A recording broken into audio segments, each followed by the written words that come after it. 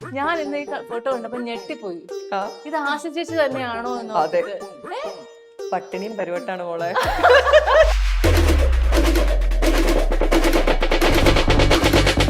ഇനി ആയിരം ആശകളോടെ കാത്തിരിക്കുന്ന ഒരു ഇവന്റ് അതാണ്. ഇനി ഞാൻ അമ്മുന്റെ കല്യാണം എന്ന് പറഞ്ഞാലോ? അമ്മ ഞാനും റെഡിയാണെന്ന് പറഞ്ഞിട്ടുണ്ട്. അപ്പൊ ഞാനിങ്ങനെ പതുക്കെ ഇങ്ങനെ ഒരു പുതിയ മോനെ കൂടെ അന്വേഷിച്ച് തുടങ്ങിയിട്ടുണ്ട്. ഇത് കാണുന്ന ആൺകുട്ടികൾ റെസ്യൂമെ അയക്കണമെന്നുണ്ടെങ്കിൽ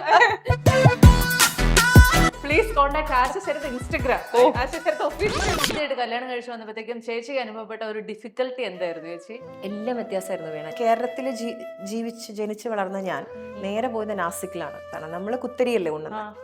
നമ്മൾ കുത്തരി ഉണ്ണുന്നു. നമ്മുടെ ഭക്ഷണത്തിനൊക്കെ ഭയങ്കര എരിവ്, നോൺ വെജിറ്റേറിയൻ ഇല്ലാണ്ട് വാ തുറക്കാത്ത വീട്. നേരെ ഓപ്പോസിറ്റ് പ്യുവർ വെജിറ്റേറിയൻ വീട്.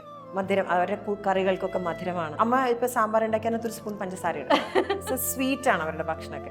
പിന്നെ എനിക്ക് ആക്ച്വലി മൂന്നാമതൊരു ബേബി ഉണ്ടായിരുന്നു. I lost the baby. ഏതായാലും നമുക്ക് ആശകൾ 1000-ലേക്ക് വരാം. എന്തുകൊണ്ടാണ് ഞാൻ ഈ സിനിമ കാണണമെന്ന് ഒരാൾ ചോദിച്ചു കഴിഞ്ഞാൽ എന്തായിരിക്കും പറയാ? നിങ്ങൾക്ക് എല്ലാവർക്കും റിലേറ്റ് ചെയ്യാൻ പറ്റുന്ന, നിങ്ങൾക്ക് നീ ഉദ്ദേശിച്ച വീണയ്ക്ക് അടക്കം, എന്റെയും ജയറാമേട്ടന്റെ ജനറേഷൻ ആയിക്കോട്ടെ, കാളിദാസിന്റെ ജനറേഷൻ ആയിക്കോട്ടെ, എല്ലാ ജനറേഷനിലും ആൾക്കാർക്ക് റിലേറ്റ് ചെയ്യാൻ പറ്റുന്ന ഒരു നല്ല കുടുംബ ചിത്രമായിരിക്കും. ഏതാണ്ട് മാട്ട സാധനം അടിച്ച് ആടി വന്നിട്ടു ആക്ടിങ് പോലും.